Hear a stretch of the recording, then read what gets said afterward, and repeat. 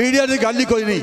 जनाब देखो लता मर गई है, गुलूकारा लता, वो जनाब इमरान खान तक वक्त बने हैं भाई, वो बारे जो सारा कुछ कर रहे हो, बक बक कर रहे हो, टीवी ते खबर दे रहे हो, मीडिया जनाब उन्होंने उछाल रहा है, सवे मातम पा के बैठे हुए ने, पता नहीं कोल खानी करके चालिया करके फारग होंगे।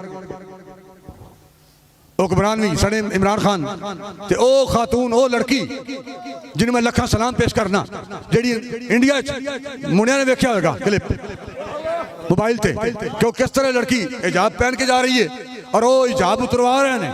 कैसा हिजाब नहीं पहन देना, वो लड़की हिजाब करके मुसलमान की थी, पूरी उम्मत की बेटी, साड़ी बहन, वो पूरे हिंदुओं ने लड़के ने सामने नारे तकबीर लादी ते निकाब ओढ़ के जा रही है, ते नारे तकबीर बुलंद कर रही है।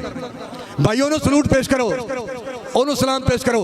अगर सलाम पेश करना है तो मीडिया ने एक खबर नहीं दी बजाए दे कि उस खातून उस लड़की को इस्लामी अकीदत पेश किया जाए कि जी आलमी कुफर दे खड़ी होके फिर भी नारा तकबीर बुलंद कर रही है।